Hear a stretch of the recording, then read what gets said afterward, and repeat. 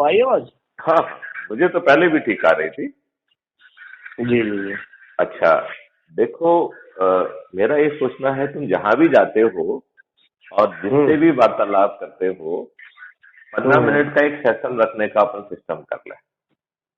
हम्म तो उससे क्या होगा कि we can talk, we can ऊर्जाकृत कर सकते हो, चाहे वो विधायक हो, चाहे वो आप जर्नलिस्ट से मिल रहे हो, चाहे हम्म बिजनेसमैन से मिल रहे हो, क्योंकि हम्म ये सिस्टम बहुत पावरफुल है और जी यही एक तरीका है देश में को ऊर्जाकृत करके वो बदलाव को लाने का, और जी इसे तपस्या माना जाए। जी। देखो, इसमें सबसे बड़ा फायदा ये है कि जब आप ऊर्जाकृत कर रहे हैं तो हम्म किसी का आप काम डिस्टर्ब नहीं कर रहे, उससे ये नहीं कह रहे हैं कि आप जो है ना अपना काम छोड़ के मेरा काम करो। तो वो हम्म स्टूडेंट है तो अच्छी शिक्षा पा सकता है, इंडस्ट्रियलिस्ट है तो अपना हम्म इंडस्ट्री का अच्छा काम करे, एनजीओ है तो उसका काम फ्रीडम से कर सकता है, किसान है तो किसानी का काम फ्रीडम से करे। और वो हम्म जिस भी वर्ग में है, जो भी काम कर रहा है, आज हम्म हर व्यक्ति जो है नकारात्मकता से सफर कर रहा है, उसका चेहरे पे जो है हवाइयां उड़ी हुई हैं, तनाव है, और उसे ये लगता है कि शायद कुछ हो नहीं पाएगा, राइट। और, बदलाव की इस अपेक्षा में वो जगह जगह भटकता रहता है, और कहीं से जो है उसे राहत नहीं मिलती है, सब लोग अपना उल्लू सीधा कर रहे होते हैं। अच्छा देखो आलोक, एक बड़ी छोटी सी बात आप मेरी मानेंगे कि नहीं मानेंगे? आदेश करें सर, बिल्कुल अच्छा, मानेंगे। मेरा ये कहना है कि आप ये मानते हैं कि नहीं मानते हैं, 2022 का जो यूपी का इलेक्शन हुआ है, इसे दो हम्म चेहरे लड़ रहे थे, योगी एंड मोदी। हाँ, नो डाउट सेंट्रल के लिए चुनाव लड़ा गया, बिसात सेंट्रल की बिछाई गई थी। करेक्ट। तो हम्म जब जो भी जीते हैं उनमें से कोई व्यक्ति नहीं जीता है, योगी मोदी हर जगह पे जीते हैं। ये बात इतना मानते हैं क्या आप? बिल्कुल 101%, नो अच्छा, डाउट। अब ये बताओ, जब हर जगह योगी मोदी ही लड़ रहे हैं, और अभी मैं जो है इसका एडीआर का डाटा पढ़ रहा था, तो लगभग 51% जो मेंबर ऑफ पार्लियामेंट है, जो इन्होंने इलेक्शन कमीशन में अपना एफिडेविट सबमिट किया है, उसके हिसाब से जो चुने गए एमएलए हैं, उनमें से 51% अपराधी हैं। तो जब चेहरा योगी और मोदी का लड़ रहा था, तो क्या मजबूरी थी कि हमें अपराधियों को टिकट देना पड़ा और उन्हें जिताना पड़ा, और वो जीते तो हैं, लेकिन जीते जो है ना योगी मोदी हैं, वो तो बैकग्राउंड में उनका चेहरा था। ये इस बात पे कहीं ना कहीं तो विचार करना पड़ेगा। अच्छा, दूसरी बिल्कुल, बात बल्कि अपन, इनकी इसी वजह से सीटें डिस्टर्ब हुई हैं, सीटें कम हुई हैं। अगर ये अपने चेहरे के हिसाब से टिकट देते, हाँ, जनता भी पसंद नहीं कर रही है जो दागी लोग हैं। करेक्ट। तो यदि अपन ये मान लें कि इनकी जो राजनीतिक सोच और समझ है, उसने उन्हें मजबूर किया उन अपराधी चेहरों को सिलेक्ट करने के लिए, राइट, क्योंकि दूसरी पार्टियों के भी अपराधी चेहरे थे, उन्हें हर एंगल से उस चेहरे को आपस में मैच कराना था। एक मिनट में ऐसा मान लेते हैं, ठीक है ना, आई मीन सही है कि नहीं है उस पर नहीं विचार करते हैं, थोड़ी देर के लिए एक अजम्पशन करते हैं कि शायद ये कारण रहा होगा। आपके हिसाब से क्या कारण होना चाहिए? दागियों वाला ना सिस्टम सर। हाँ, नहीं मतलब इन्हें दागियों की, देखिए जब इनको ये मालूम था, इनका सर लॉबी है पूरी, इनकी कई जगह मजबूरी थी। स्वामी प्रसाद मौर्य के छोड़ने से कई लोगों के टिकट कटने से बच गए, क्योंकि इनको लग रहा था कि बहुत लोग खेमे से ना निकल जाएं। एक बड़ी साजिश थी बीजेपी को झटका देने की, तो कई लोगों के टिकट कटने से बच गए, फिर पुनः उन्हीं को रिपीट करना पड़ा इन्हें। अब एक बात, अब हम इसको आगे कहें, यदि हम जो है पीपुल्स रिप्रेजेंटेटिव एक्ट में संशोधन करके ये अहर्ता जोड़ देते हैं कि खड़ा होने वाला व्यक्ति जो है वो साक्षर भी होगा और वो जो है सचरित्र भी होगा, कम से कम एक प्यून की योग्यता तो उसमें होनी ही चाहिए, एकदम होना चाहिए। यही चीज तो सर ये नहीं, लेकिन अब देखिए, इसको लाने के लिए इन्हें सिंपल मेजोरिटी चाहिए। सिंपल मेजोरिटी तो इनके पास है। क्या नहीं, इसमें दिक्कत क्या है? इसको करने के लिए तो इन्हें किसी दूसरी पॉलिटिकल पार्टी की तरफ देखने की जरूरत नहीं है, कि है जरूरत। बल्कि हम लोगों ने तो ये आह्वान किया कि पॉलिटिकल एजुकेशन टेस्ट होना चाहिए छोटा सा, कि इन्हें विशेष सामान्य ज्ञान जो नॉर्मल परीक्षा ले लो ना 8वीं 10वीं तरीके से। मैं तो ये कह रहा हूँ कि आपको कोई परीक्षा नहीं लेना पड़ेगी, आप हमारा वीडियो देखिए, खर्च भी चुनाव व्यवस्था। तो हमने उसमें क्या कहा है कि चुनाव का प्रचार प्रसार करना, यदि कोई पॉलिटिकल पार्टी चुनाव का प्रचार करती तो उसमें पहले हमने कहा है कि जो पॉलिटिकल पार्टियां होंगी वो एक एनजीओ जैसी होंगी। उनका काम होगा कि देश को आगे बढ़ाने के लिए क्या सोच होना चाहिए, राइट।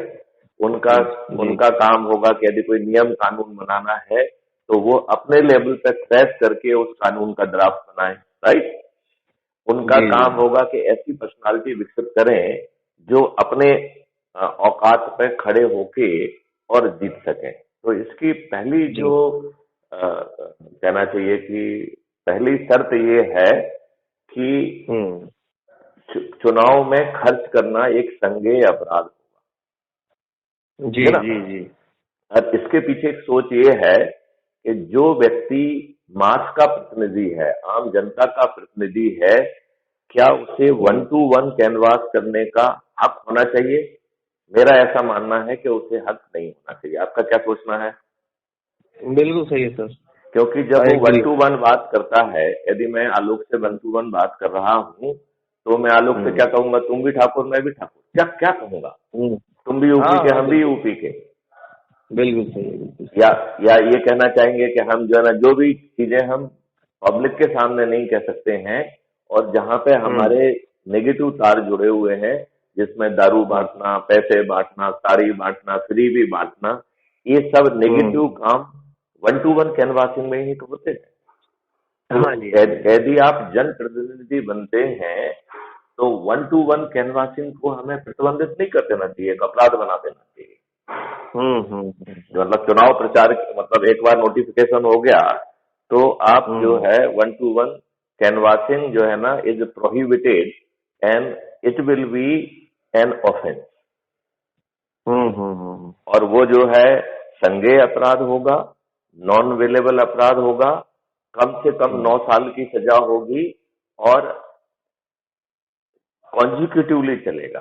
तो मान लो आपने एक बार जो है ना किसी भी कैनवासिंग करने की कोशिश की और दूसरी बार कैनवासिंग करने की कोशिश की तो दोनों बार के 7-7 साल की सजा होगी मिनिमम, और 14 साल के लिए आप जेल में कैद हो जाएंगे। नहीं तो यदि ऐसी व्यवस्था नहीं करेंगे तो आप कानून कुछ भी बनाते रहिए तो मानेंगे ही नहीं।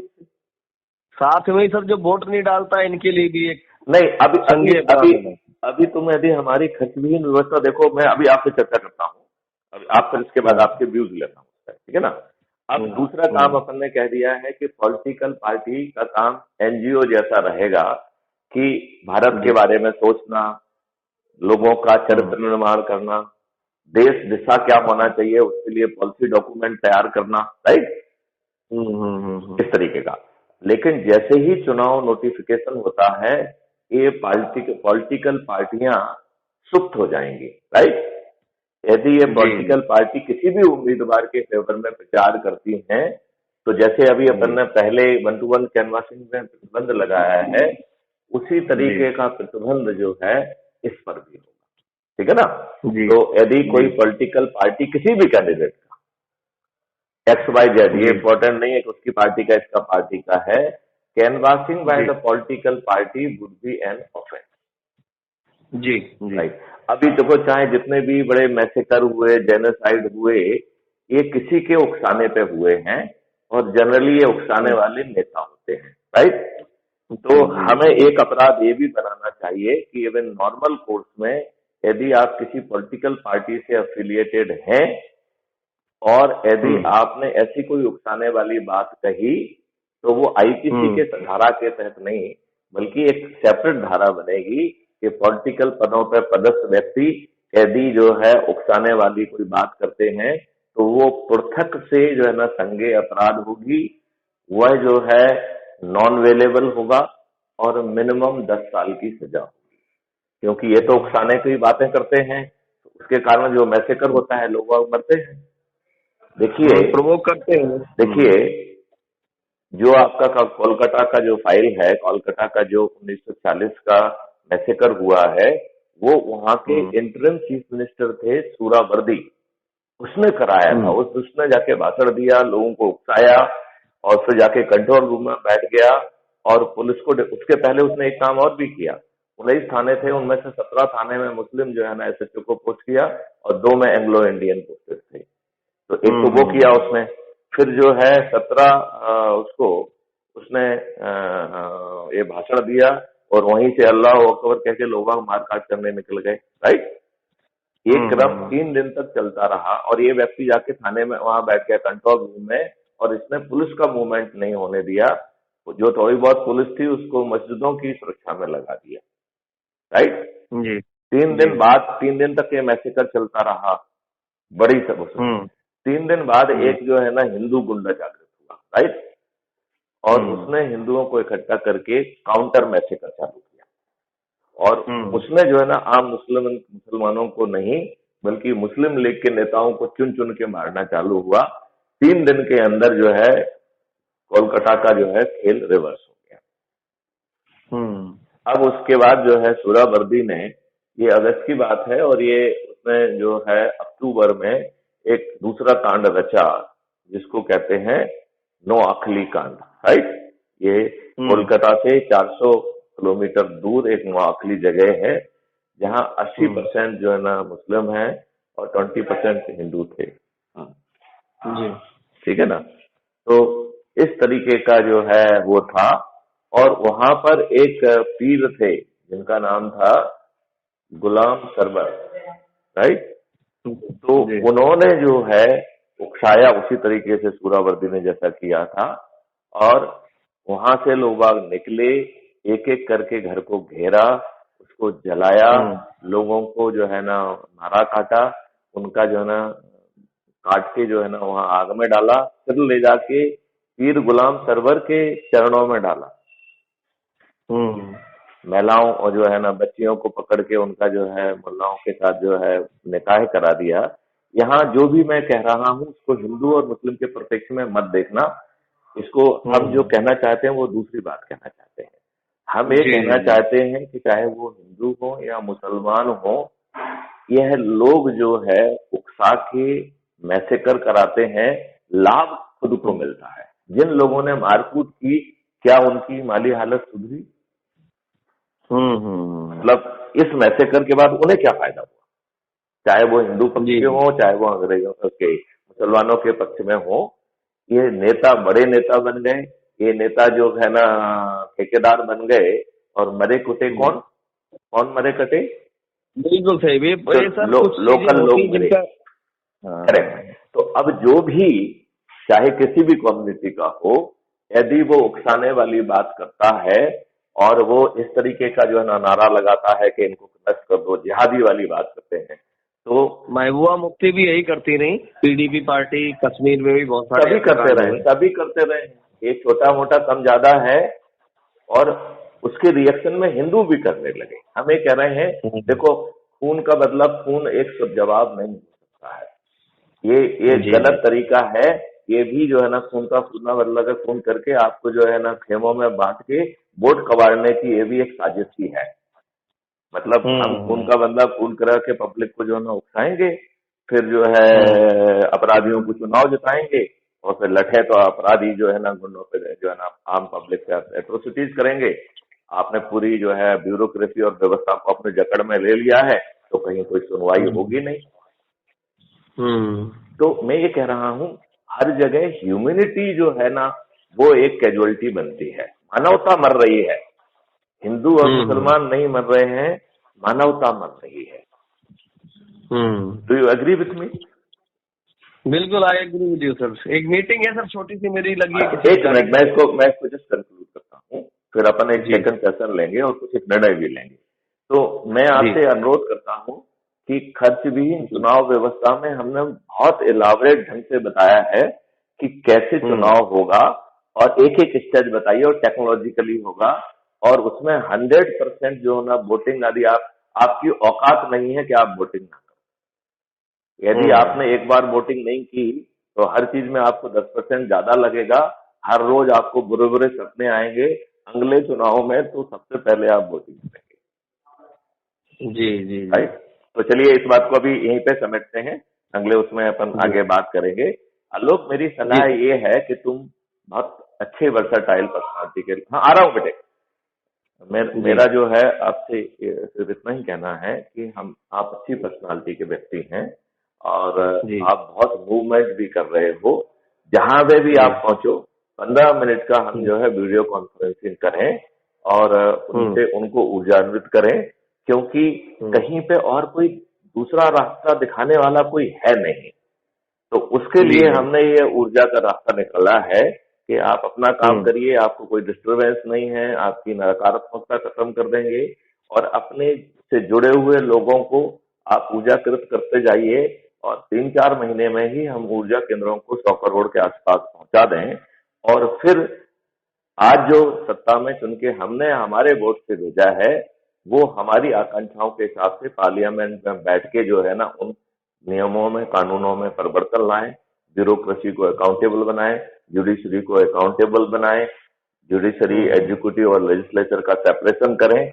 और यदि हम नहीं चाहते तो मैं आपसे बता रहा हूं कि हर 3 में से 2 व्यक्तियों को कैंसर होने वाला है, ये मैं आगाह कर रहा हूं। नो डाउट, इसमें मैं कंटिन्यू सर 10 साल से बोल रहा हूँ। तो भैया क्या जो है कैंसर हो जाएगा तभी हम मानेंगे? यदि यूरिया की द्वितीय विश्व युद्ध का सामान सारा अपने भारत को दे दिया गया, आज हजारों लाख लोग पीड़ित है कैंसर से। और कैंसर में हमारा अपन एक काम करते हैं, इसमें विस्तार से अपन बात करें और जिस समूह से भी आप मिलते हैं वहां पे एक संकल्प कर लीजिए कि आप एक ऐसी व्यवस्था रहे कि मेरे को पहले से बता के रखेंगे और अपन 15 मिनट के लिए वीडियो कॉन्फ्रेंस पे जुड़ेंगे। लोगों को ऊर्जाकृत करके हमें 4 महीने में वो हालात बदलना है कि हम अपने चुने हुए लोगों को अच्छा काम करने के लिए विवश करें। ये वही दुष्टता ना करें, वो आपस में खून का खेल ना खेलें, वो 2 लोगों को ना लड़वाएं, बल्कि ऐसे मैसे कर दोबारा करने की किसी की औकात ना हो। देखिए, संविधान कहता है कि हर व्यक्ति अपनी इच्छा से जो धर्म मुझे लगता है उस धर्म का वो पालन करे। तो ये फतवा जारी करना क्या संविधान की भावना के विपरीत नहीं है? क्या ये भय दिखाना या क्वायरसन नहीं है? है कि नहीं है? तो हम इनको, यदि हम स्पेशली आ रहे हैं अच्छा ठीक है, तो फिर उस तरीके से अपन बात करेंगे। ठीक है ना? जय हिंद, जय भारत, वंदे मातरम।